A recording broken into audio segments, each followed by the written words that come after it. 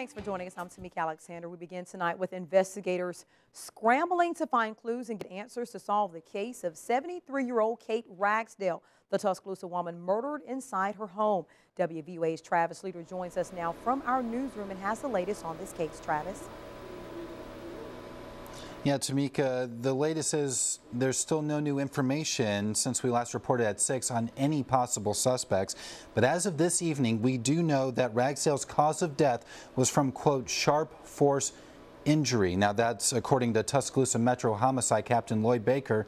Now, we asked him if Ragsdale died from a stabbing. He said no, but he would not confirm how exactly she died. And while investigators are finding out more facts about Kate Ragsdale's murder, we are learning more about what impact Ragsdale made in the Tuscaloosa community. It's rare that you have a case like this where a elderly person is attacked in their home by an unknown suspect. Obviously, that's the worst possible crime. According to those who knew her, what makes Kate Ragsdale's murder even more tragic is the positive impact she tried to make in the community. She was just a wonderful person, and just what a horrific tragedy. She was the kind of person that was always involved, extremely involved in her community. Tyner says Ragsdale kept close tabs on city business and was always in contact with him.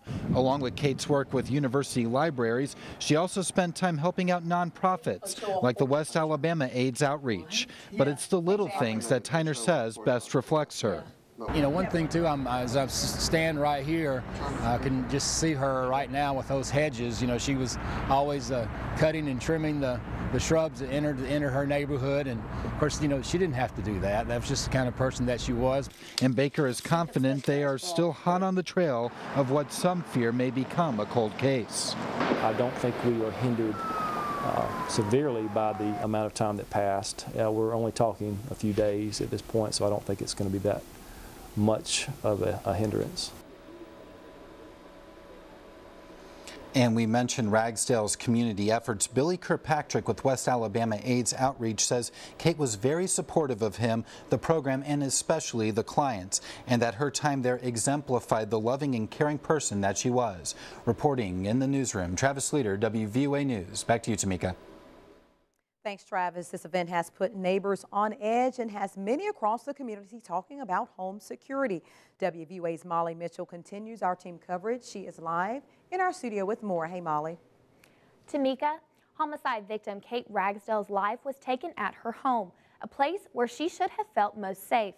Today, I visited Buford's Locksmith and Securities and Home Depot to bring you tips on how to keep your home safe. A back door is kicked in and the alarm sets off. And it's whether you're there or not, your lights will go on and off if there's any motion outside your house. If it ever works one time, it has paid for itself. These men are each experts on home security, and they work hard to get security devices from their stores into your home. From an $80 motion security floodlight to a $4.88 basic timer. Mike tells me that at any price point, you can get a home security device. It's not an expensive way of doing it. You can do a little bit at a time. You don't have to do it all at once. Home Depot offers a variety of safety products. Motion activated lights, timers. We have a random timer that you can hook up to your lamp so that it will just go on. Your light inside the house, your lamp will go on and off at not a set point of time, but just randomly. A lot of people that we deal with, we know by first name basis. And, you know, if we don't, we would come to know them on first name basis. Buford Securities IT Chris Lindsay works to keep West Alabama safe by installing home alarms, cameras, and high-tech surveillance. Well, with a community watch, you're kind of depending on other people, which is not necessarily a bad thing, but you can kind of take control of your own, you know, your own perimeter in your own house, and kind of have some feeling of control and not dependent on others to, you know, to make sure everything is okay.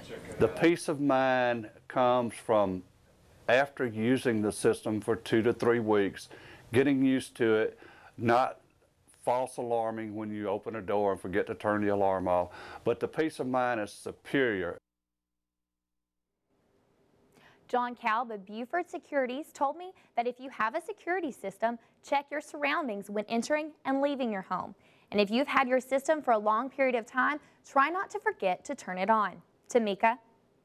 Thanks, Molly. Good advice there. Turning now to the weather, let's get a first check on Alabama's home team forecast. Chief Meteorologist Richard Scott joins us now. Hey, Richard, messy night out there tonight. Yeah, a lot of rain to talk about, Tamika. Kind of in a break in the rain right for the immediate Tuscaloosa area, but Birmingham's still getting a lot of rain down towards Montgomery. Flooding concerns a big issue down towards state capital and point southeast, even down towards Highway 80, Marengo County getting some heavier rain. Another band of rain developing over in central and east Mississippi. That's going to arrive later tonight. And no severe weather. That's good news. Just a lot of rain, maybe some thunder involved here and there. But again, the first batch of the rain moved on towards the east, starting to impact central and east Alabama. Another batch of rain started to develop and move our way, so rain will be likely. Tonight, good news is, hey, in time for that bus stop forecast, talking temperatures in the 50s in the morning, cloudy skies, maybe a passing shower or two, but when will the rain move out for good? Is it going to dry up in the forecast? Home team weather straight ahead, so stick around.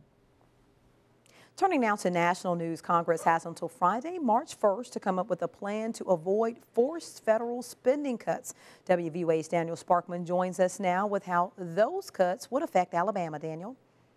Yeah, Tamika, the Obama administration is putting pressure on Congress to stop those forced budget cuts. And as you said, the cuts will go into effect in just 4 days if lawmakers cannot agree on a spending plan. And no feasible compromise plan that would gain congressional approval before Friday appears to even be in the works. The cuts would strip $85 billion from federal agencies over the next 7 months. President Obama is calling for a combination of tax hikes and spending cuts to replace the so-called sequester. Homeland Security Secretary Janet Napolitano says that the move, known as sequestration, would be harmful to the country. Put simply, the automatic budget reduction mandated by sequestration would be disruptive and destructive to our nation's security and economy. It would negatively affect the mission readiness and capabilities of the men and women on our front lines. It would undermine the significant progress we've made over the past 10 years to build the nation's preparedness and resiliency. And the White House released a list of impacts for states if the sequester goes into effect. It said in part across Alabama around 150 teachers and aide jobs are at risk. Hundreds of college students would not get work-study jobs. Head Start services could be eliminated and job search assistants would lose hundreds of thousands of dollars. The nation's governors are in Washington this week for the National Governors Association conference. President Obama asked them to speak to their representatives on Capitol Hill to help reach a compromise. Governor Bentley released a statement saying, in part, Washington must find ways to reduce spending, but the cuts should be made in a way that is the least painful for citizens. Congress and the president must come together on a workable solution that's in the best interest for our entire nation. Tamika. Thanks, Daniel. Now to Louisiana, where the class action trial from the BP oil disaster is now underway. BP has already paid out billions to settle hundreds of thousands of claims, but talks to resolve the rest broke down. It's been almost 3 years since the Deepwater Horizon oil rig exploded, killing 11 people and pouring millions of gallons of oil into the Gulf of Mexico. BP is fighting to limit the financial penalties it faces. The judge has broken the trial into 2 phases. Phase 1 will focus on the actions that led to the explosion. Phase 2 will determine the financial penalties BP and others will face. A sandy white stretch at Gulf State Park could become the site of a large hotel and conference center. Bills pending in the legislature would allow the state to use money from BP's Gulf Oil Spill Fund to build a conference center and let a private developer build an adjoining hotel. Republican sponsors of the bill say the goal is to create an upscale site on the Alabama coast to attract conventions. Vice President Biden is heading to Alabama this weekend. Vice President Joe Biden and his wife Jill are expected to participate in Selma's annual Bridge Crossing Jubilee. Organizers say the Bidens will help observe Selma's historic role in the civil rights movement. President Clinton attended the event in 2000 and in 2007. Then presidential candidates Barack Obama and Hillary Clinton attended. The event is set for Sunday. Now on the tastier side of news, it's almost time for week 3 of Taste of the Town. And for the final week of Taste of the Town, we bring you the best barbecue.